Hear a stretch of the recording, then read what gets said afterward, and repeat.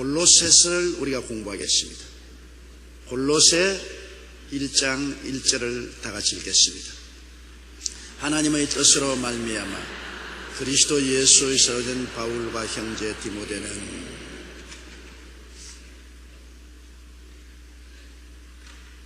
인격적인 존재는 다 뜻을 가지고 있습니다.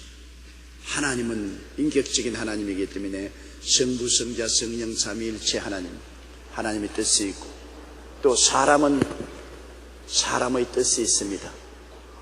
사탄은 사탄의 뜻이 있습니다.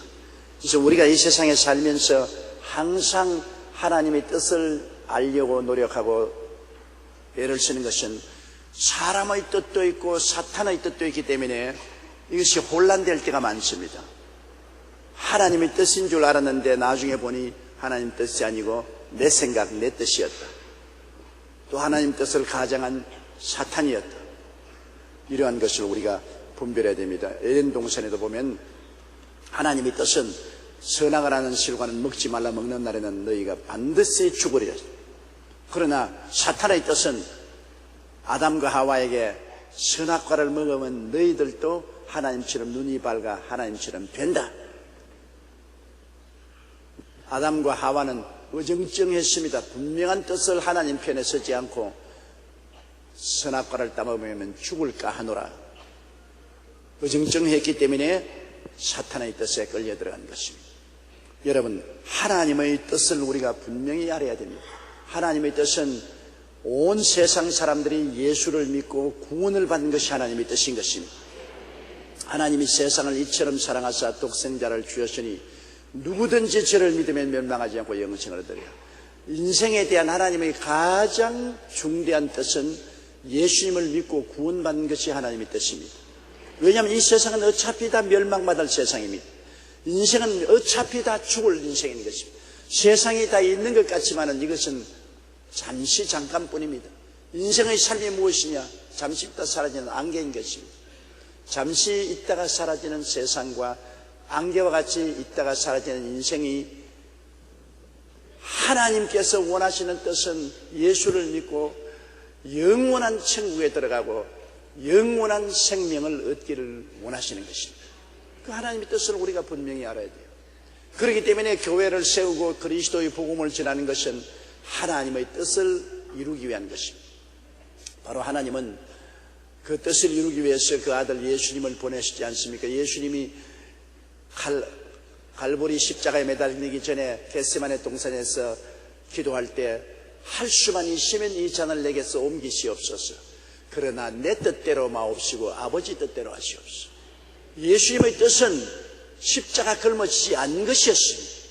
흉악한 십자가를 걸머지고 짓지도 않은 모든 인류의 죄를 대신 담당해서 수치와 곤욕을 겪는다는 것은 한없는 괴로운 것입니다. 주님의 뜻은 십자가를 지지 않는 것이 주님의 뜻입니다. 그러나 아버지의 뜻은 그것이 아니에요.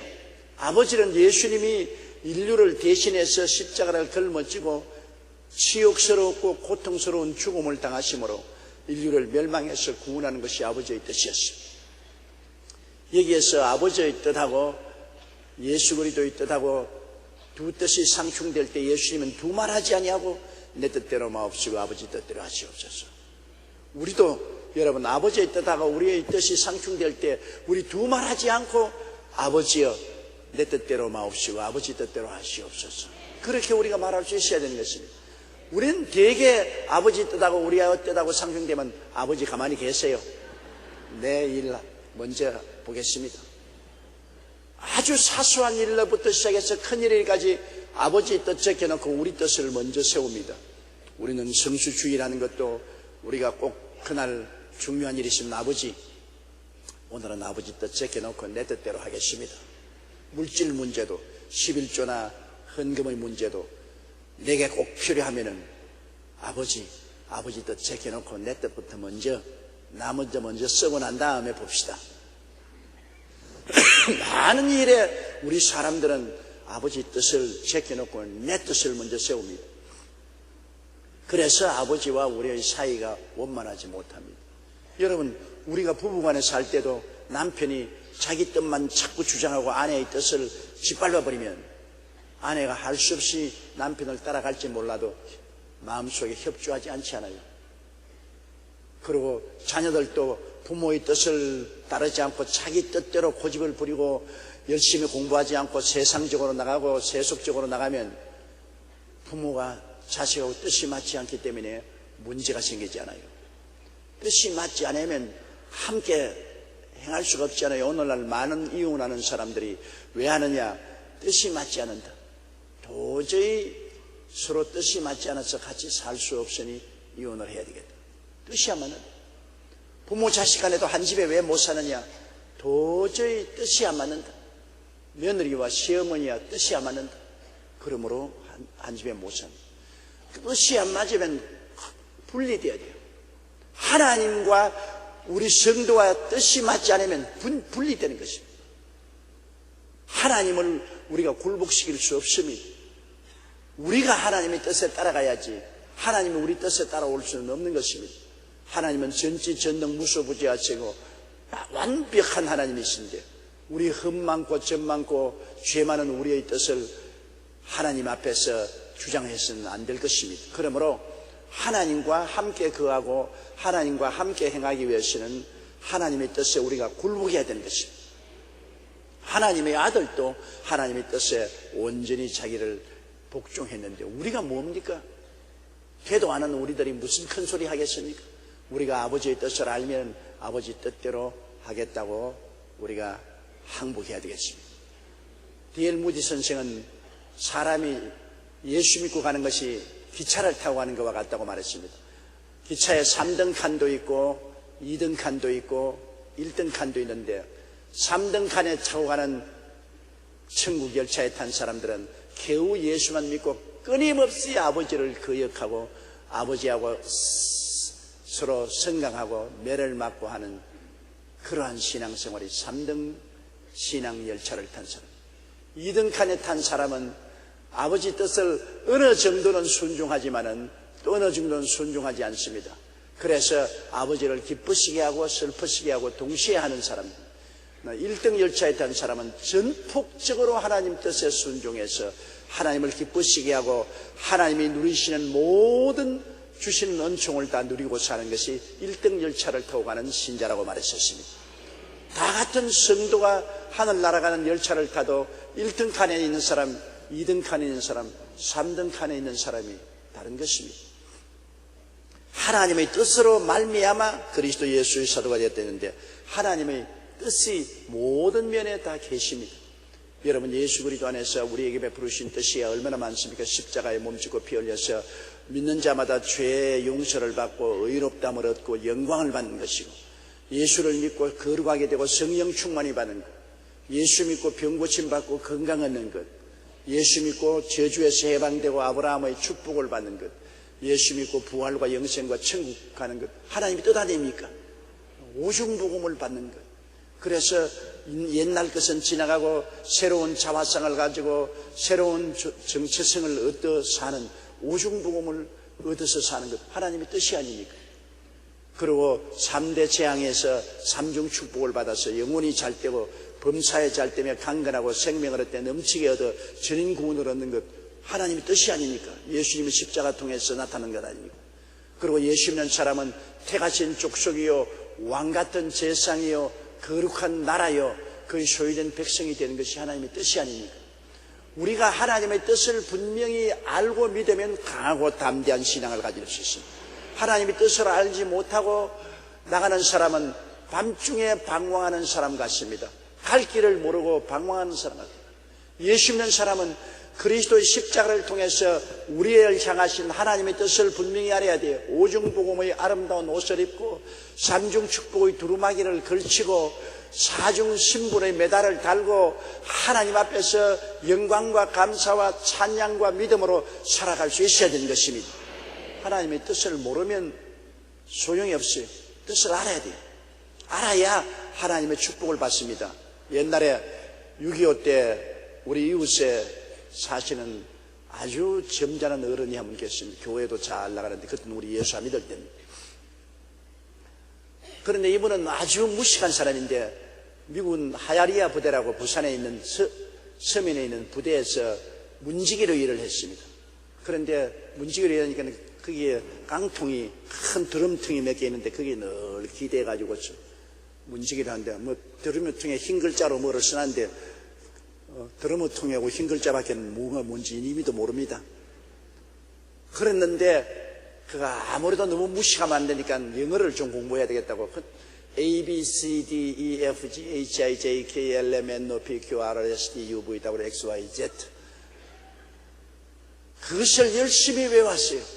열심히 A, B, C, D, E, F 외워가지고서 이제는 글자만 보면 저거는 A다, 저거는 B다, C다, D다 이러고 있는데 자기가 늘 기대에 있는 드라마통에 가니까 큰 글자로 희게 써놨거든.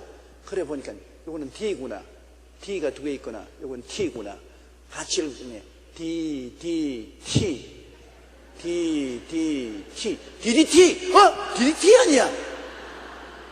6.25 사변 때 생활이 어려우니까 빈대와 벼룩도 사람을 무시해가지고서 그때는 어느 집에 가나 빈대벼룩 천지요. 아침에 머리를 틀면 머리에도 이가 줄줄줄 흘러요. 그 미군들이 학교에 와가지고 애들에게 그냥 머리에다가 DDT를 뿌리고 온몸에다가 DDT를 뿌려주었어요. 아유 분발란처럼 뽀얗게 DDT를 덮어쓰고 그래서 이에서 해방을 얻었는데요. 이분이 여태까지 기대해서 문지기를 하던 그 드럼통이 DDT통이에요. 군대에서 내버린 드라마통 DDT인데 그걸 열어보니 DDT가 꽉 들어갔거든. 그때부터 DDT를 몇 봉지씩 사와서 우리에게 나눠줘서 우리가 얼마나 고맙게 머리에도 뿌리고 몸에도 넣고 그냥 집에도 뿌리고 빈대벼룩 해방전선에 투입시켰습니다. 지금도 기억납니다. 그분이 얼마나 고맙던지. 그분 덕분에 이 벼룩 빈대에서 해방을 얻었습니다. DDT가 얼마나 효과가 있던지. 모르면 면장도 못해요. 무식하면 DDT통을 기대고 있었으면서도 빈대벼룩에 고생을 하고 있었습니다. 알아야 돼요. 우리가 하나님께서 예수 그리스도를 십자가를 통하여 죄 용서를 주셨고 거룩함을 주셨고 치료를 주셨고 아브라함의 복을 주셨고 부활 영생을 주셨어도 모르면 죄 가운데 죽기도 하고 마귀의 종이 되기도 하고 병들고 가난하고 저주받고 지옥으로 떨어져요. 모르니까 하나님이 그리스도 안에서 다 이루게 놓은 것 우리가 보고서 알아야죠. 예수 그리스도께서 오셔서 영혼이 잘되고 범사에 잘되고 강건하게 만들어 놓은 것 알아야 전인구원이 있구나. 나는 예수 안에서 전인구원을 얻었다는 희망을 얻어야 돼요. 알아야 믿어요. 모르면 믿지 못하잖아요. 그러므로 하나님의 뜻을 안다는 것 굉장히 중요하지요. 무조건 하고 교회 다니면서 믿습니다. 뭘 믿냐? 몰라요. 그냥 믿습니다. 그러면 아무것도 안 돼요. 믿음은 들음에서 나며 들음은 그리스도의 말씀으로 말미암았다고. 말씀을 통해서 하나님의 뜻을 알고 믿어야지. 뜻이 가장 중요합니다. 하나님의 뜻을 알아야 하나님과 함께 동거하고 하나님과 함께 행하고 하나님을 기쁘시게 하고 하나님의 응답을 받을 수 있죠. 하나님의 뜻을 거역하고야 동거할 수도 없고 하나님 함께 행할 수도 없고 하나님을 기쁘시게 하지도 못하잖아요. 언제든지 십자가를 바라보고 예수님을 통한 우리의 향하신 하나님의 뜻을 우리가 늘 기억해야 되는 것입니다. 내 영혼아 야훼를 송축하라. 내 속에 있는 것들아 다 야훼를 송축하라. 내 영혼아 야훼를 송축하며 그 모든 은택을 잊지 말지어다. 잊어버리면 소용이 없어요. 하나님 뜻을 기억하고 알아야 믿고서 눈에 나무 정감 보이고 귀에는 나무 안 쏠리고 눈에는 잡히는 것 없고 칠흑같이 어두워도 성경에 말씀하시기를 하나님의 뜻이 기록되었다. 난 말씀대로 믿는다. 환경을 이길 수 있는 것은 말씀에 서는 길밖에 없는 것입니다. 하나님의 뜻을 알아야 환경을 이길 수 있죠.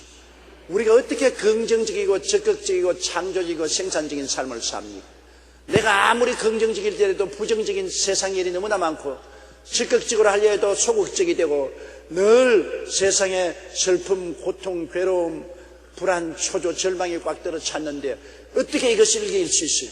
내가 하나님의 뜻을 알면 하나님의 뜻에 서서 나는 예수의 이름으로 용서받은 사람이다. 나는 용서받은 의인이 되었다. 무슨 자꾸 죄책을 가져오느냐. 옛날 죄는 다 용서를 받고 청산되었다. 나는 의인이 되었다.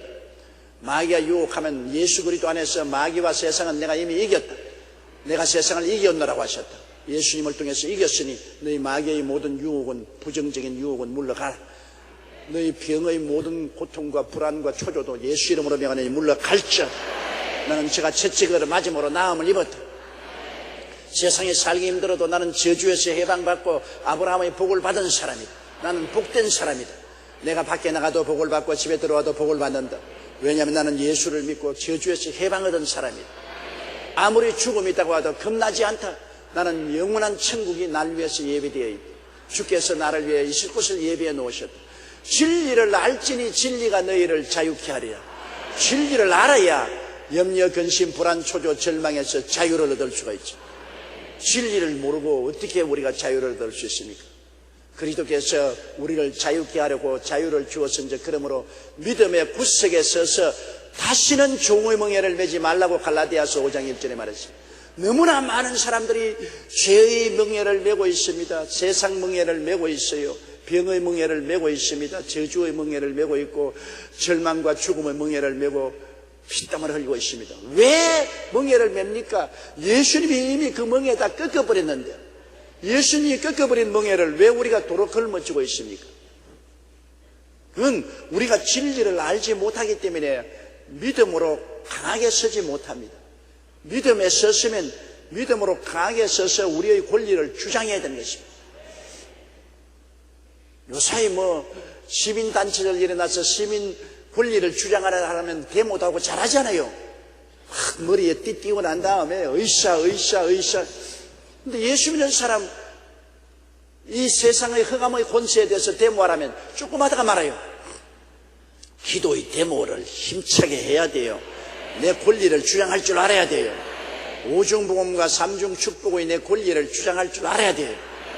그리고 하나님께서 그리스도 안에서 나를 향하신 뜻을 알고, 또 그 다음 나의 모든 삶 속에 하나님이 나에게 원하시는 의무와 책임의 뜻도 알아야 돼요. 하나님께서 은혜만 받는 것이 아니라 우리는 하나님을 섬기는 데 있어서의 의무와 책임도 있는 것입니다. 성수주의라는 의무와 책임이 있고, 11조와 헌물 드릴 의무와 책임이 있고, 기도와 예배 드릴 의무와 책임이 있고, 전도해야 될 의무와 책임이 있습니다. 이것도 해야 돼요. 의무와 책임을 어기면 안 되거든요. 우리 항상 예수 믿는 사람들은 전도해야 되고, 가르쳐야 되고, 병 고쳐줘야 되고, 그리고 남을 도와줘야 돼요. 한번 따라 말씀하세요. 예수 믿는 사람은 첫째로 복음을 전해야 되고, 둘째로 진리를 가르쳐야 되고, 셋째로 병을 고쳐줘야 되고, 넷째로 사랑을 실천해야 된다. 이거는 의무입니다. 예수 믿고 구원받은 사람은 의무적으로 해야 돼요. 그거는 지역장이나 구역장이나 할 일이지 우리 보통 사람은 안 합니다. 아니요. 보통 사람들 모두 다 하나님께 받은, 여러분, 은혜만 있는 것이 아니라 은혜 받은 사람은 의무를 다해야 되는 것입니다. 그러므로 내가 서투른 입술을 열어서도 자꾸 전도해야 되고, 그리고 내가 깨달은 진리를 가르쳐줘야 되고, 그리고 병자 위에 기도해서 고쳐줘야 되고, 귀신 쫓아내는 일을 해야 되고, 그 다음 이웃에 대해서 사랑을 실천해야 되는 것입니다. 여러분, 의무적으로 주님 안에서 사랑을 실천하는 것하고 인간적인 삶하고 틀리는 것이, 어떤 부인이 목사님을 찾아오셨어요. 이젠 정 우리 남편하고 살지 못하겠습니다. 너무나 고집이 세고 술 먹고 폭력을 행사하고 가장으로서 임무도 다하지 아니하니 나는 도저히 이제는 살 수 없으니까 목사님 이혼해야 되겠습니다. 그래서 목사님이 가정 들어보니 너무 남자가 싸놨고, 거기에다가 설상가상으로 시어머니까지 모시고 있는데 시어머니까지 한패가 되어서 그냥 며느리를 구박을 하니까 살 수가 없단 말입니다. 그래서 목사님이 제안을 했습니다. 지금까지는 아내요 며느리로서 살았는데 이제 이혼하기 전에 한 달 동안만 선교사로 살아보라. 내가 이 가정에 선교사로 왔다. 이제는 우리 교회 목사님께 안수기도 받고 선교사로 와서 한 달 선교하고 떠난다. 나는 그러므로 선교사로서 이 술망쟁이 죄인 남자에게 전도하고 이 며느리 구박하는 이 마귀 할멈 같은 시어머니에게 전도하고 내가 복음을 전하고 그러고 난 다음에 한 달 이후에는 내가 이 선교지에 퇴역한다. 이 집안이 이제는 선교지로 돌아간다. 그래 목사님이 선교사로 파송하노라 하고서 안수기도를 했어. 그래서 나는 이제 선교사로 들어갔다. 선교사가 복음 전하려면 여러분 온갖 거 다 참지 않아요. 그날부터 남편이 못되게 굴어도 자꾸 예수님에 대한 전도를 하고 가르치고 그다음 못되게 구는 것을 안수해주고 기도해주고 그리고 사랑을 실천하고 시어머니에게도 예수 믿으라고 등도 두들겨주고 다리도 만져주고 맛있는 음식도 해주고 그러고 난 다음에 복음을 전하고 기도해주고 시어머니하고 아들이 가보니까 천지개벽이 되었단 말입니다. 이 여자가 어떻게 이렇게 됐냐. 언제나 삐뚤어지고 앙탈을 부리고 싸움하고 못 살겠다는 여자가 방실방실 해가 뜨듯이 방실방실하고 그 다음부터는 뭐 와도 따지지도 아니하고 인연도 걸지 않고 축복해주고 자꾸 전도하고 기도해주고 사랑을 실천하니까 한 보름쯤 되니까 남편이 당신 왜 이래? 어떻게 되었어? 뭘 잘못 먹었어? 어떻게 되었어? 어떻게 해서 이렇게 달라졌어? 달라지긴 어떻게 달라졌어? 나는 예수 믿는 사람으로 당신에게 전도해서 당신을 구원하고 천국을 보내려는 것이 내 사명이에요. 그러므로 하는 것이다. 그 시어머니도 세상에 제가 이렇게 달라질 수가 있느냐. 제가 이렇게 사랑스럽고 귀하고 딸내보다도 더 잘해주는구나. 어쩐 일이냐. 그래서 한 달이 되어서 선교 사명을 다 마치고 떠날 때쯤 되려고 하니까 남편과 시어머니에게 나는 이 집에 들어와서 충분히 봉사했으니 이제 이 가정을 떠나겠습니까? 남편과 시어머니가 무릎을 꿇고 앉아가지고서 우리가 너무나 잘못했으니까 앞으로 두고 순종하고 따라갈 테니까 아내로서 며느리로서 남아달라고 부탁을 했어. 그래서 못 이긴 채하고 남아주었다. 그래서 그 남편도 교회로 인도하고 시어머니도 교회로 인도하고 완전히 가정이 달라졌다는 실화를 제가 들어본 적이 있습니다. 아내와 며느리로서는 참을 수 없어도 선교사로서는 참을 수 있거든. 왜? 사명을 가지고 있으니까. 아내와 며느리로서는 사명감보다도 내 주권과 권리를 주장하게 되니까 내 기분에 맞지 않으니까 섭섭이가 들어오고 마음이 노하게 되지만 선교사로 가면은 모든 것을 참지 않습니까? 주님은 사명을 가지고 갔으니까 못된 것도 참고 못 볼 일도 참고 고통도 참고 십자가 걸머지고 말씀을 전도하고 가르치고 기도해주고 사랑을 실천하니까 그런 능력, 사랑의 실천에 변화 안 될 사람이 누가 있습니까? 변화돼요. 선교사적인 마음으로. 여러분들도 여러분 남편이나 시어머니나 자식들이 못되게 굴거들랑 선교사로서 생각하십시오. 나는 여기에 선교사로 왔다. 나는 어머니로서 아내로서 며느리로서 온 것이 아니라 선교사로서 왔다. 나는 어찌한지 하늘나라를 이루게 하겠다. 선교사적 사명을 가지고 살면은 여러분 다 변화시킬 수가 있어요. 하나님의 기적이 일어날 수가 있는 것입니다. 또 여러분도 마음에 고깝지 않고 어려움을 참을 수 있는 것은 선교사적인 사명을 다하는 것이니 하나님께 영광 돌리기 얼마나 좋습니까? 그러므로 하나님의 뜻은 우리가 예수 그리스도 안에서 누리는 축복만 있는 것이 아니라 예수 그리스도의 사람으로서 해야 될 의무와 책임도 있다는 것을 알아야 되는 것입니다. 바울 선생은 나는 하나님의 뜻으로 말미암아 그리스도 예수의 사도가 된 바울과 형제 디모데라고 했습니다. 예수 그리스도의 사도라는 것은 아포스톨로스라는 헬라어로서 보내심을 받았다. 예수님의 보내심을 받았다. 바울 선생은 나는 하나님의 뜻을 따라서 예수 그리스도의 사도된 하나님 예수 그리스도의 보내심을 받은 바울과 형제 디모데가 되었다. 하나님이 보내심을 받았다. 바울 선생은 그것이 너무나 뚜렷했습니다. 하나님의 뜻을 따라서 나는 예수님의 부르심을 받고 보내심을 입었다. 그러므로 내가 하는 모든 일은 아버지의 뜻이요 예수 그리스도의 보내심을 받았기 때문에 예수님이 배후에 서 계십니다. 어떠한 고통과 괴로움도 바울 선생은 나는 하나님의 뜻을 따라 예수의 보내심을 받아 하늘나라 위에서 하는 고생이기 때문에 즐겁게 받을 수 있다는 것입니다. 여러분, 바울 선생만 예수님의 보내심을 받은 것이 아닙니다. 여러분도 하나님의 뜻을 쫓아 예수를 믿게 됐잖아요. 여러분 마음대로 예수 믿은 건 아닙니다. 아버지께서 내게 오게 하지 않으시면 내게 올 자가 없다고 말했었습니다. 여러분, 누가 전도해서 어떻게 되어 예수를 믿었든지 아버지가 오게 하셨기 때문에 성령의 감동으로 예수를 믿게 되었어요. 그래서 아버지 하나님이 여러분을 이끌어 주었습니다. 성경은 만세전에 그리스도 안에서 예정을 입었댔습니다. 이 하늘과 땅과 세계와 그 가운데 모든 것이 생기기 전에 여러분의 이름도 없기 전에 벌써 하나님은 만세전에 아시고 여러분을 예정해 주셨습니다. 그러니 여러분이 구원받은 문제가 오늘 내일 문제가 아닙니다. 만세전에 하나님이 여러분을 아시고 하나님의 자녀로 예정하신 것입니다. 그래서 부르심을 받습니다. 그러므로 우리의 뿌리는 만세전에 있어요. 우리의 뿌리는 하나님에 있어요. 하나님이 원하셨어요. 우리를 택하신 것입니다. 우리가 잘나서 택한 것 아니에요. 하나님이 좋아서 택했으니 얼마나 놀랍습니까? 우리가 좋아서 하나님을 따라오는데 하나님 아이 싫어 그러면 어떻게 합니까? 하나님이 좋아서 만세전에 여러분을 보시고 아시고 택하여서 예수를 믿게 해주셨고, 그 다음 예수 믿고 난 다음 주님은 여러분을 이제 세상에 보내신 것입니다. 아버지께서 나를 보내신 것처럼 나도 너희를 세상에 보냈다. 예수 믿는 모든 사람은 보내심을 받은 사람인 것입니다.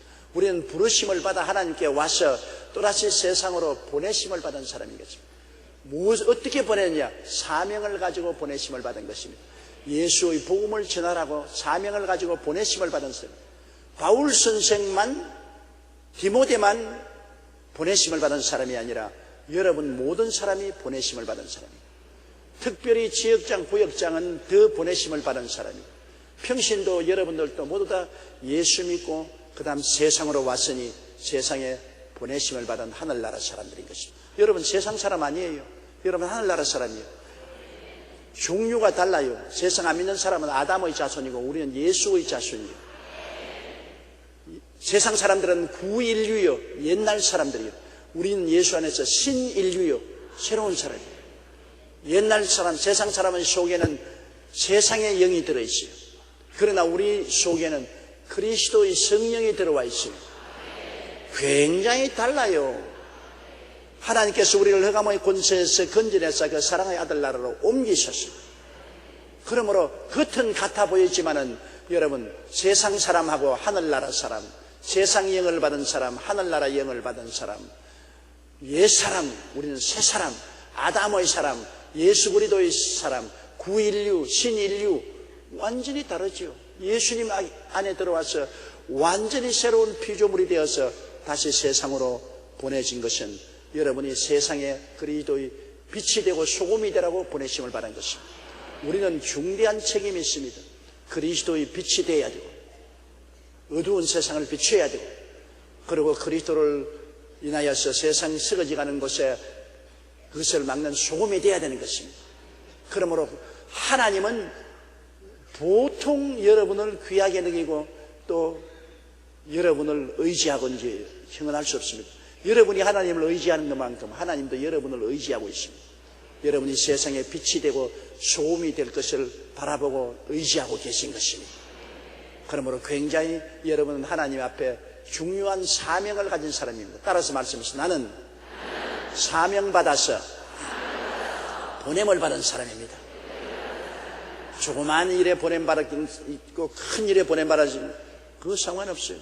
보내신 하나님이 우리를 택해서 너는 조그마한 가정에서 빛과 소금이 되라. 너는 이 동리에서 소금과 빛이 되라. 너는 이 시에서 소금과 빛이 되라. 너는 이 나라에 소금과 빛이 되라. 너는 전 세계에 나가서 소금과 빛이 되라.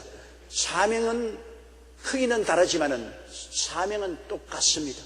다 하나님이 부르셔서 여러분 보냄을 받은 사람입니다. 바울 선생과 디모데만 보냄을 받은 사람이 아니라 여러분 우리들도 보냄받은 사람이라는 것을 알아야 되는 것이죠. 부름받아 나선 이 몸 어디든지 가오리다. 여러분 우리는 부름받아서 보냄을 받은 사람이기 때문에 어디든지 우리가 있는 처소에서 그리스도의 빛을 비춰야 되는 것입니다. 2절요. 골로새에 있는 성도들 곧 그리스도 안에서 신실한 형제들에게 편지하노니 우리 하나님 아버지 은혜와 평강이 너에게 있을지어다. 이제 바울 선생과 디모데가 감옥에서 편지를 하는데 골로새 마게도니아 지역의 교회인 에베소, 빌립보, 골로새 교회에게 편지합니다. 골로새 교회는 바울 선생이 세운 교회가 아니고 바울의 제자인 에바브라 디도가 세운 교회입니다. 바울이 직접 세우지 않은 교회지만은 제자를 통해서 세운 교회에 바울 선생이 디모데와 함께 편지를 합니다. 골로새에 있는 성도들, 성도라는 것은 여러분 보통 사람 아니고 성도라는 것은 무슨 말이냐? 분리된 사람이라는 거죠. 세상에서 분리된 사람. 우리가 다 같이 있는데 당신이 일이 나와서 따로 서세요. 따로 서세요. 따로 서세요. 세상에서 나와서 따로 선 사람들을 성도라고 합니다. 성도는 세상에서 분리되어서 따로 선 사람들. 그럼 따로 분리를 왜 시킵니까? 그 사람들을 통해서 하늘나라가 세상에 임하고 그 사람들은 나중에 영원한 천국에 들어가서 살 사람들인 것입니다. 그러므로 여러분과 나는 이 세상에서 살지만은 이 세상에서 분리된 사람들인 것입니다. 분리된 걸 어떻게 하느냐? 하나님이 성령으로 인을 쳐주셨습니다. 예수 믿는 사람 성령으로 인을 쳤습니다. 성령의 인을 친 줄 어떻게 하느냐? 예수를 구주로 부르고 아바 아버지라고 부르는 사람은 성령의 인치심을 받았기 때문에 그렇게 되는 것입니다. 성령의 인치심을 안 받은 사람은 절대로 예수님을 주로 시인하지 않습니다. 하나님을 아버지라고 부르지 않습니다. 여러분 예수님을 주로 시인하시면 아멘 하십시오. 하나님을 아버지로 부르시면 아멘 하십시오. 그러면 그것이 인치심을 받은 증거예요. 성령의 인치심을 받았어요. 세상 사람들은 도장 안 받았어요. 여러분은 인치심 받았습니다. 도장을 찍는 것은 뭐냐? 소유권을 주장할 때 도장 찍잖아요. 여러분 인감 도장 서류에 마음대로 찍으면 안 됩니다. 잡으면 등기 서류 넘겨주면 안 되잖아요. 소유권을 주장하기 때문에 인을 치는 것입니다. 하나님은 이 세상 사람들 중에서 여러분을 분리해내서 도장을 쾅 찍어서 내 것이다.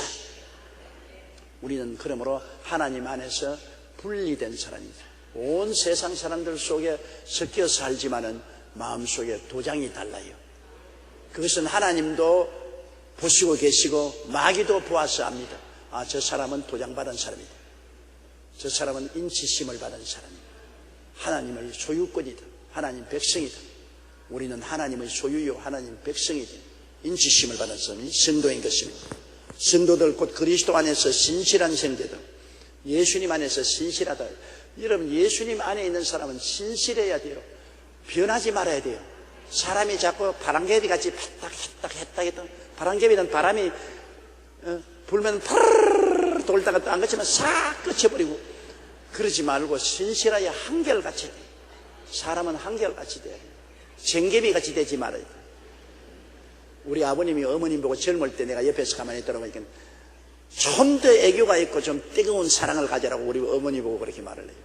우리 아버지 어머니는 내가 어리다고 모르고 그렇게 이야기했는데 내가 5살, 6살 좀 됐는데 어머니 아버지 옆에서 장난을 하면서도 다 듣고 있어요. 우리 아버지가 어머니 키스하는 것도 내가 다 봤다고. 우리 어머니 아버지는 내가 나이 어리니까 모르는 줄 알아도 여러분 어린애들 놀랍게 기억력이 커요. 뭐 장난하고 무슨 해서하면서 다 보고 있다고.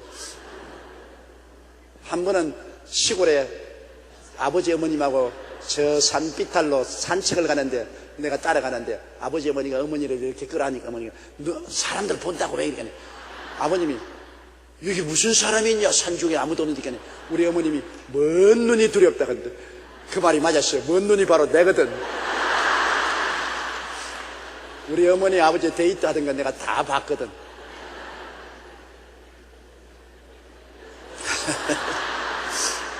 그때 아버님이 하루는 어머니 보고 더 좀 애교를 가지고서 뜨거운 사랑하니까 우리 어머님 하신 말씀이 내 마음에 늘 기억이 나요. 당신 모르는 소리 하지 마십시오. 다 애교적이고 아주 이상적으로 사랑하는 것처럼 하는 것은 그것은 외소시요. 화르르 끌었다가 쏴 하고 식어버린다. 그러나 우리 같은 사람은 조선소시요. 부글부글 빨리 달아오르지 않고 하면 달아오르 놓으면 끝까지 부글 식지 않은 조선소시 좋지 무슨 외소시 좋냐고. 여러분 무슨 소치입니까? 파르르 달아올 때가 싹. 요사이 젊은이들은 그렇지 않아요. 처음에 서로 사랑한다고 쪽쪽하고 야단하다가 순식간에 또 이혼한다고 돌아섰습니다. 살도 달아오르고 잘도 식어요. 그러나 조선소까지 한번 달아오르면 좀처럼 쉽게 안 달아오르는데 한번 달아오르면 끝까지 부글부글 뜨끈뜨끈하게 끓는 그런 신실한 사람이 돼야 돼요. 끝까지 믿을 수 있는 사람이에요. 저 사람 믿을 수 없는 사람이다. 저 사람은 언제 변할지 모른다. 입에 달면 받아들이고 쓰면 뱉어버리는 불성실하고 불신실한 사람이다. 이런 낙인을 찍혀버리면 그 사람 쓸모없는 사람이 되는 것입니다. 좋을 때만 아이고 친구야, 아이고 형제야, 조금 손해가 나고 어려우면 내가 언제 봤냐고 손들어버리는 이 배신자들. 요사이 세상은 배신자들이 너무나 많습니다. 너무나 사람을 이용하려고만 합니다. 신실함이 없어요. 우리 하나님이 찾는 사람은 신실한 사람을 찾는 것입니다. 한번 그리스도 예수 안에서 하나님을 믿었으면 끝까지 믿는 것입니다. 살든지 죽든지 흥하든지 망하든지 성하든지 쇠하든지 주님을 믿고 나가는 것입니다. 내게 복이 와도 믿고 내게 손해가 와도 믿고 축복이 와도 믿고 고통이 와도 믿는 것입니다. 끝까지 신실하게 믿는 이러한 사람이 그리스도 안에서 참된 성도인 것입니다. 이러한 사람이 하늘나라에 들어가서 크게 칭찬받고 복을 받을 사람인 것입니다. 변화무쌍하지 말아야 됩니다. 너무 세상이 변화무쌍하고 불신실하기 때문에 오늘날에는 누구를 믿고 의지할지 알 수가 없어요. 그러나 하나님 앞에서도 우리가 신실하고 이웃에게도 신실한 사람이 되어야 되는 것입니다. 아무리 세상이 배신하고 변화무쌍하더라도 그래도 신실한 사람, 이러한 사람이 축복을 받고 성공도 하고 사람들에게 사랑도 받을 수가 있는 것입니다. 우리 아버지 하나님으로부터 은혜와 평강이 너에게 있을지어도 우리 모든 사람에게 늘 필요한 것은 은혜와 평강이. 첫째, 우리가 은혜를 알아야 돼요. 은혜는 그리스도 안에서 하나님이 값없이 주는 은혜 아닙니까? 예수 그리스도의 보혈로 말미암아 우리에게 값없이 은혜를 준다. 은혜는 선물로 주는 것이기 때문에 남녀 노유 빈부 귀천 차가 없습니다. 선물로 주는데요. 내가 무슨 자격이 있어 받는 것이 아닙니다. 나는 무자격하고 보잘것 없어도 주시는 이가 좋아서 주시는 것이기 때문에 선물로 받는데 그 선물의 예수님이 아니겠습니까? 예수님을 통해서 오중복음과 삼중축복의 은혜를 주십니다. 항상 우리 예수 그리스도의 십자가를 통해서 주시는 오중복음과 삼중축복을 잊지 말아야 되는 것입니다. 오중축복으로 옷을 입고 삼중축복의 두루마기를 입어야 돼요. 이거 은혜로 주신 것입니다. 믿음으로 우리가 소유할 수 있습니다. 믿음으로 누릴 수 있습니다. 그러나 평강은 마음의 평화, 은혜를 받고 난 다음 평안을 얻으려면 은혜 받은 사람으로서 살아야 됩니다. 율법과 계명을 지키고 의와 진리의 거룩함으로 지음을 받은 새 사람을 입고 살아야 되는 것입니다. 왜? 하나님께 은혜를 받아서 하나님 자녀가 됐고 축복받아 나서도 하나님 뜻을 거역하면 하나님과 대결되기 때문에 평안이 없지 않아요. 가정에도 부부간에 화해해야 평안이 있고 부모 자식 간에 화목해야 평안이 있지 않습니까? 가와 만찬석입니다. 아무리 좋은 집을 은혜로 받고 아무리 호의호식하며 산다더라도 부부간에 서로 갈등이 있고 부모 자식 간에 서로 알력이 있으면 절대로 평안이 없습니다. 좋은 집이 평안을 주지 않습니다. 호의호식이 평안을 주지 않아요. 화해, 화목이 평안을 주는 것입니다. 우리 하나님께 은혜를 받아서 우리가 영혼이 잘 되고 범사에 잘 되고 강건해져도 하나님과 서로 구열이 있고 알력과 갈등이 있으면 평안이 없죠. 그러므로 하나님하고 우리하고 갈등이 없게 하기 위해서는 하나님의 뜻을 따라 하나님의 율법과 계명을 지키고 의롭고 진실하고 거룩하게 살아야 되는 것입니다. 그러면 하나님과 화목하죠. 그러면 마음의 평안이 있죠. 우리가 이 세상에 살면서 느끼는 것은 가장 중요한 것이 마음의 평안입니다. 행복은 마음의 평안이 있습니다. 여러분, 권력이 평안이 따르지 않으면 아무 행복도 없습니다. 돈이 아무리 많아도 평안이 없으면 돈은 자갈과 같습니다. 평안이 없는 곳에 명예가 무슨 소용이 있습니까? 돈보다 지위보다 명예보다 권세보다 더 귀한 것이 마음의 평안입니다. 마음이 편안하면 산나물 먹고 물 한 대접 마시고 초가상칸에 팔베개하고 누워도 행복해지는 것입니다. 행복이란 평안에서 있는 것입니다. 평안은 하나님의 은혜를 받은 우리들이 하나님과의 화목한 가운데서 의와 진리의 거룩함으로 지음을 받은 새 사람을 입고 살아야지. 예수 믿는다고 하면서 온갖 시기, 분노, 질투, 사기를 치고 싸우고 이렇게 하면 하나님과의 사이가 후열되면 평안이 사라지는 것입니다. 우리는 은혜를 알고 받고 그리고 마음의 평화를 누려야 되고 또 환경에도 평화가 와야 됩니다. 마음에 물론 평화가 있으면 환경의 모든 풍파도 극복할 수 있지만은 마음의 평화와 함께 환경에도 평화가 있는 게 좋지 않습니까? 환경에도 사업도 잘 되고 자녀들도 평안하고 일이 좋으면 더 평안하지 않습니까? 하나님은 우리의 피란처요, 우리의 요새요, 우리의 의뢰하는 하나님이기 때문에 이 하나님께 기도하면 제가 새 사냥꾼의 올무에서와 극한 연병에서 건져주시는 것입니다. 그러므로 마음의 평안은 내가 하나님 앞에 의와 진리의 거룩함으로 지은 새 사람을 입고 살 뿐 아니라 하나님을 나의 피란처요, 나의 요새요, 나의 의뢰하는 하나님으로 인정하고 하나님께 기도하는 것입니다. 새 사냥꾼의 올무에서와 극한 연병에서 건져주시옵소서. 밤의 놀람과 낮에 흐르는 살과 흑암 중에 행하는 연병과 백주에 황폐케 하는 파멸을 두려워하지 않게 하여 주시옵소서. 천인이 내 곁에서 만인이 내 우편에서 넘어지나 엎어지나 이 재앙이 내게 가까이 오지 못하게 해주시옵소서. 그렇게 늘 기도할 때 평안이 다가오는 것입니다. 평안은 예수 그리스도의 은혜를 알고 믿고 그러고 난 다음에 기도할 때 평안이 다가오는 것입니다. 우리는 모두 다 하나님의 은혜와 평강을 가진 사람이 되어야 되는 것입니다. 은혜 받고 편안하고 얼마나 좋습니다. 은혜를 받았으나 평안을 잊어버리면 은혜조차 다 쏟아버리는 것입니다. 예수 그리스도를 믿고 그 안에서 넘쳐나오는 은혜를 믿음으로 받고 우리는 하나님 앞에서 의롭게 거룩하게 진실하게 살아 하나님과 화해가 있고 평안하고 또 평안을 위해서 매일 기도해야 되는 것입니다. 내 개인의 평화, 가족의 평화, 가정의 평안을 위해서 기도하는 여러분 되시기를 주의 이름으로 축원합니다. 그 다음 우리가 너희를 위하여 기도할 때마다 하나님 곧 우리 주 예수 그리스도의 아버지께 감사하노라. 기도, 우리의 기도는 여러분 언제나 파장형 기도를 하는 것이 참 좋습니다. 기도를 어떻게 하냐고 묻는데 파장형 기도, 물에다가 돌을 통 하고 떨어뜨리면 무엇이 일어납니까? 파도가 일어나요. 파도는 점점 넓어집니다. 요렇게 파도가 넓어져요.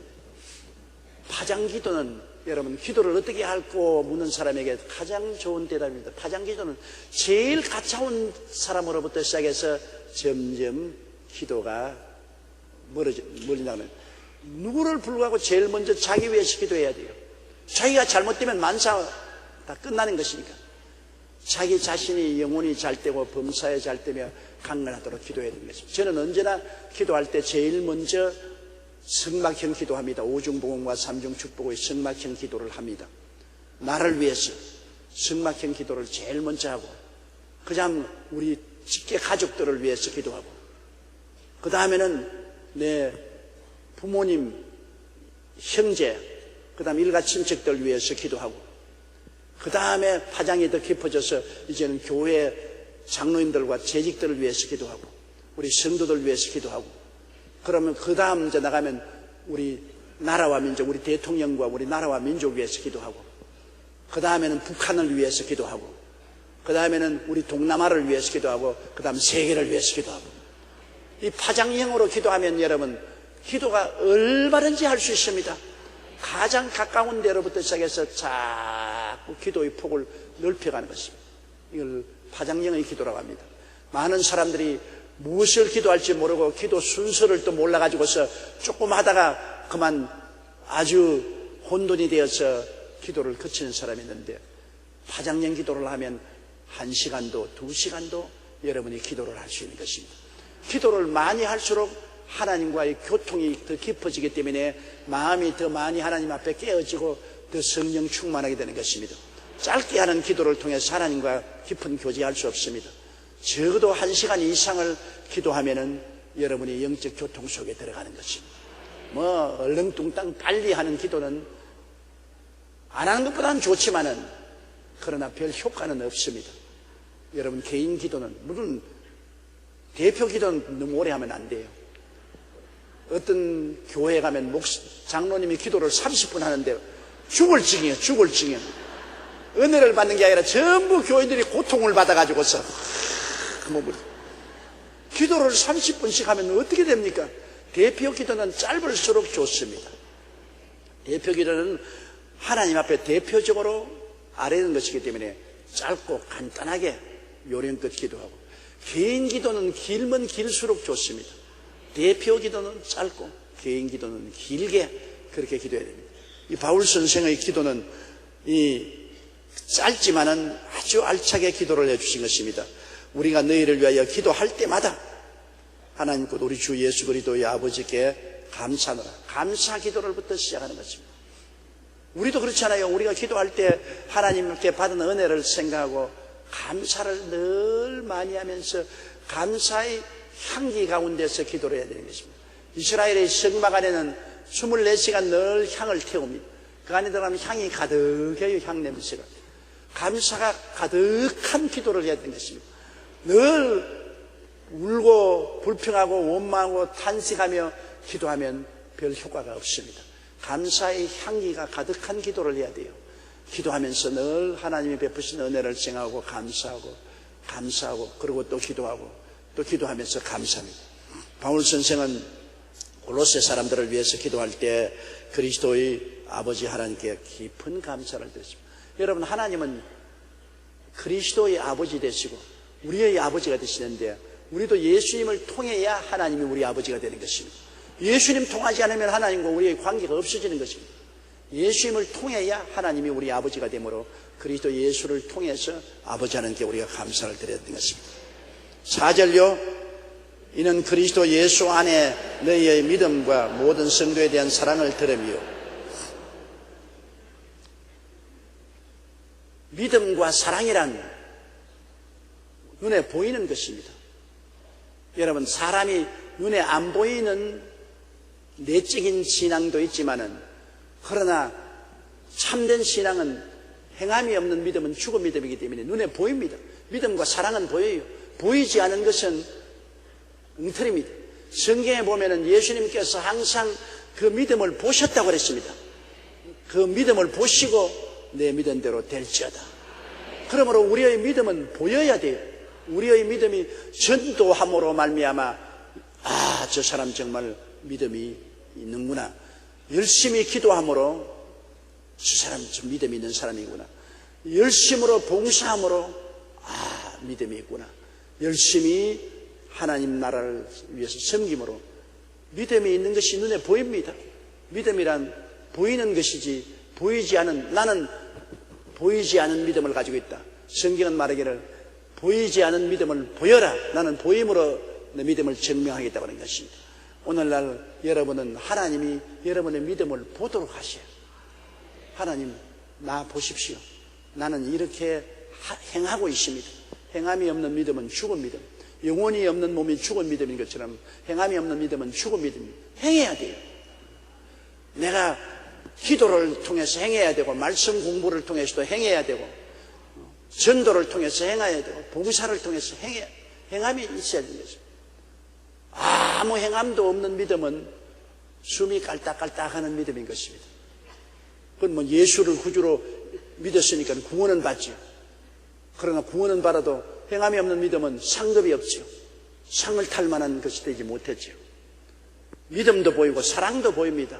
사랑도 여러분 입술로만 I love you, I love you.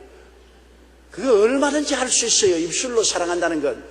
사랑에는 증거가 따라야 돼요. 증명해야 돼요.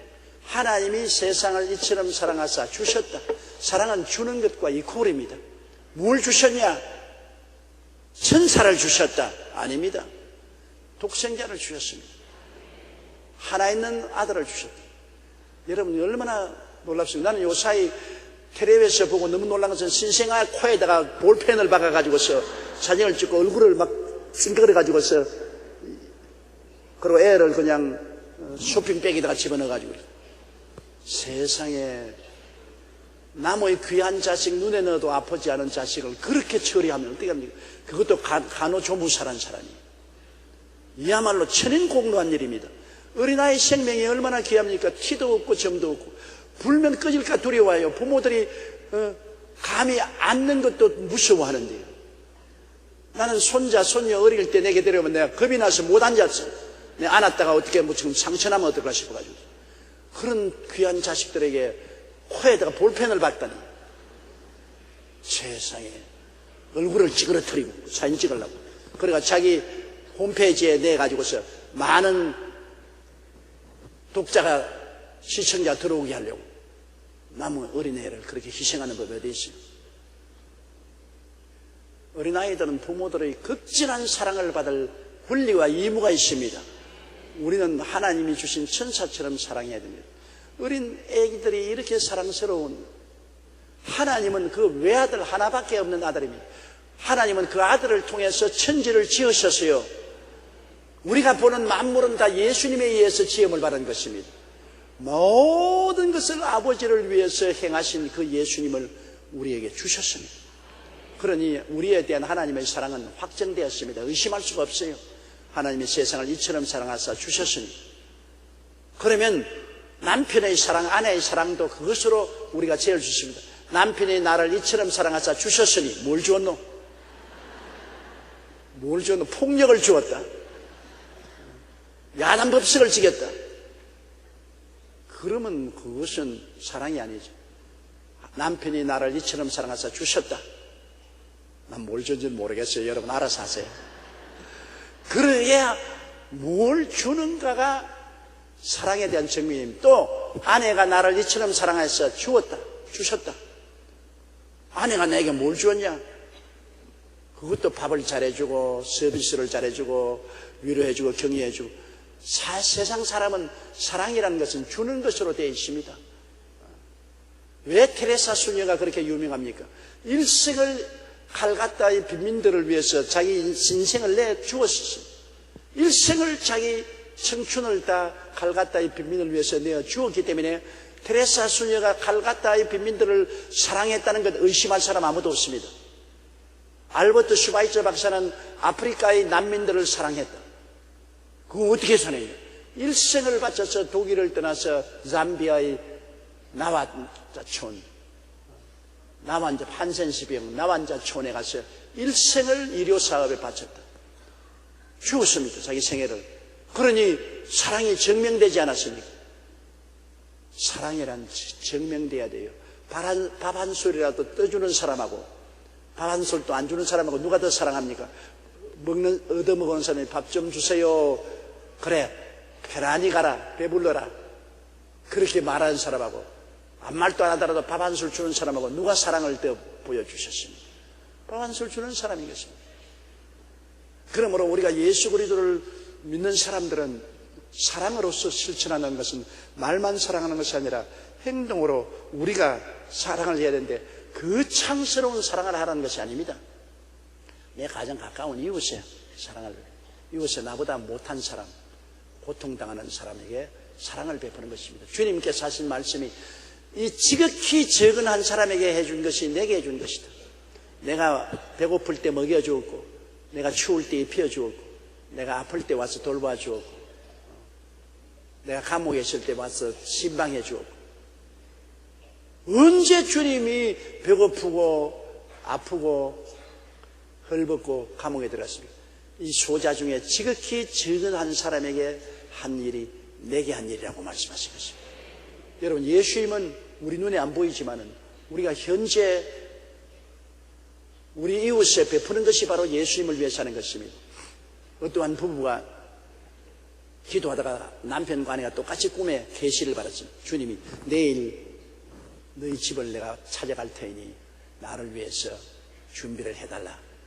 꿈에서 깨어나서 남편이 나 예수님 봤다 꿈에.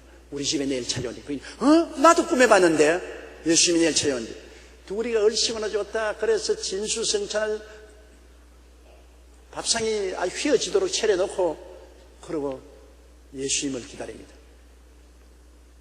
그런데 그날이 몹시 추웠어요. 눈보라가 치고 세찬 바람이 불었는데 누가 오후에 대해서 배를 누르거든요. 얼씨구나 좋다. 예수님이 왔다고 뛰어가니까 문 여니까 흉악하게 생긴 거지가 하나 써있거든. 오라는 예수님이 나누고 다 떨어진 모자를 눌러 쓰고 냄새가 굴굴 나는 거지가 와서 너무나 춥고 고통스러워서 밥 한 술 얻어 먹으러 왔다 했어. 그래서 예수님의 사랑으로 불러들여서 그에게 밥 한 술 주고 아니면 옷도 떳떳한 옷을 내서 입혀가지고서 양말도 신겨서 내보냈습니다. 예수님이 왜 안 오시나 그렇게 기다리니까 그 다음에 밤늦게 또 땡땡 울리게 왔다 이제 진짜 예수님이 오신 줄 알고 화들짝 놀라서 뛰어가보니까 어린 고아 한 사람이 벌벌 떨면서 서 있거든요. 얼굴이 새파랗게 되고 손발이 얼었어요. 왜 이렇게 왔냐? 너무나 추워서 어디에 의지할 곳이 없고 얼어 죽겠기 때문에 왔다고 그랬어요. 그래서 또 불러들여가지고서 애에게 먹이고 목욕시키고 그리고 방이 여유 있는 방이 있기 때문에 방에 그 우리 집에서 자고 가라고 내어놨습니다. 그래서 밤새도록 기다려도 예수님이 안 왔어요. 예수님에게 속았다. 그래서 그들이 새벽녘에 됐어야 잠이 들었는데 잠에 또 예수님이 나타나셨어요. 주님 왜 우리를 속이십니까? 주님 오시다 해서 상다리가 휘어지도록 차려놨는데 왜 안 오니까? 내가 2번이나 갔는데 언제 2번 오시냐? 내가 거지 꼬락선 일을 하고 너희 집을 찾았고 그 다음에는 고아의 형상으로 너를 찾아왔지 않느냐? 네가 그 거지에게 해준 것이 내게 해준 것이고 고아에게 해준 것이 내게 해준데 내가 너희 집에 가서 대접 잘 받았다. 내가 너희에게 정말 사랑을 받고 내가 너무나 고맙다. 그래, 그게 나를 사랑하는 것이다. 그런 계시를 받았다는 이야기를 읽어보았습니다. 여러분, 우리는 아주 예수님이 그냥 환상 가운데 확 나타나고 놀랬지. 그렇게 하실 줄 알고 있는데 주님이 그렇게 하시지 않아요. 지극히 평범한 우리 이웃을 통해서 나타나는 것입니다. 내 이웃, 그렇다고 뭐 시문에 내고 뭐 거창스럽게 하는 것도 아니에요. 뭐 나는 나가서 뭐 시문에 내고 그냥 밥을 퍼고 그냥 사람들을 위해서 봉사하고 그런 건 못하니까 나는 주님 위해서 아무 일도 못한다. 그렇게 생각하지 마십시오. 여러분의 이웃입니다. 그냥 바로 내가 사는 주변에 멀리 가지 않아도 고통당하는 사람하고 함께 고난을 나누는 것이 사랑을 하는 것입니다. 옷가지라도 나누고 먹을 것이라도 나누고 기도라도 나누어주고 말씀이라도 나누어주는 좋은 이웃이 되는 것입니다. 그저 자꾸 앉아서 나무 흉이나 보고 남을 허물이나 파헤치고 핥히고 먹칠이 나고 남을 짓밟는 일 하지 말고 그렇지 않으면 뭐 내가 교회 나가고 예수 잘 믿으니 되었지만 남이야 뭐 죽든 살든 내가 알 것 뭐냐 그렇게 무관심하는 건 안 돼요. 우리는 사랑을 실천하는 것은 내가 있는 것을 가지고 이웃을 도와주는 것입니다. 오늘 북한 문제도 그렇습니다. 북한에 우리 동포들이 기갈에 처해 있는데 우리 대한민국 사람이 이웃에 우리는 잘 먹고 잘 입고 잘 살면서 모른 체 할 수 없지 않아요? 우리가 북한을 막 헐뜯고 욕만 하고 핥힌다고 북한의 도움을 받는 것도 아니고 북한에 무관심한 우리만 잘 살면 된다. 그것은 극히 이기주의적이고 우리가 북한에게 무장을 할 수 있는 것은 주면 안 돼요. 돈은 주면 안 돼요. 돈 주면은 원자탄 맞는 데 쓰고 비행기나 탱크 사는 데 쓰니까 우리 죽이려고 한 무기를 하는 거예요. 우리가 줄 수 있는 것은 의약품도 주고 옷도 주고 양식도 주고 비료도 주고 생활을 해나갈 수 있는데 도움이 되는 것은 우리가 최선을 베풀어야 됩니다. 우리는 바로 이웃이니까 북한에 제일 가까운 이웃이 우리 아닙니까? 일본보다도 중국보다도 우리 민족이 우리 이웃이니까 우리가 안 도와주면 누가 도와주겠습니까? 그러므로 북한의 삶을 현실적으로 생필품을 도와주는 일은 우리가 늘 해야 돼요. 돈은 주면 절대로 안 됩니다. 돈 가지고는 무기 만드니까. 북한의 김정일 정권은 고약한 정권입니다. 그거는 사탄의 정권입니다. 국민들은 너무나 불쌍하죠. 국민들은 도와주죠. 북한 정권을 유지하기 위해서 우리가 도와줄 수는 없습니다. 그건 원자탄을 만들어서 언제 우리에게 불바다를 만들지 모르는 정권입니다. 자기 왕조를 유지하기 위해서 원자탄 만들고 국민을 고통 속에 몰아넣습니다. 그건 자기의 대대로 자기의 왕조를 세우기 위한 것입니다. 그거는 우리가 협조할 수 없습니다. 그러나 국민들은 도와줘야 되죠. 사랑을 실천합니다. 그러므로 믿음과 사랑이란 눈에 보이는 것입니다. 믿음도 아무리 큰 소리 해도 열매 없는 믿음은 그건 가짜입니다. 나무가 아무리 무성해도 잎사귀만 있고 열매 없으면 그 소용없잖아요. 주님이 열매 없는 무화과 저주하고 말하지 않습니까? 믿음에 열매가 있어야 됩니다. 행함의 열매. 사랑도 실천의 열매가 있어야 됩니다. 사랑도 주는 것입니다. 믿음은 행하는 것이고 사랑은 주는 것입니다. 사랑은 주는 열매가 있어야죠. 주는 것이 없이 입술로만 사랑을 아무리 외쳐봤자 그것은 소용없습니다. 그러므로 여러분, 이 골로새 교회가 놀라운 것은 이는 그리스도 예수 안에서 너희 믿음과 모든 성도에 대한 사랑을 들었다. 소문이 나요. 이건 소문 안 날 수가 없어요.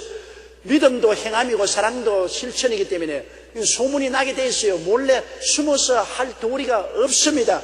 아무리 내가 오른손이 하는 것 왼손이 모르게 해놔도 실천하는 것이기 때문에 소문이 나요. 이 골로새 교인들이 하는 소문은 바울이 감옥에서까지 들었으니까 말 다 했죠.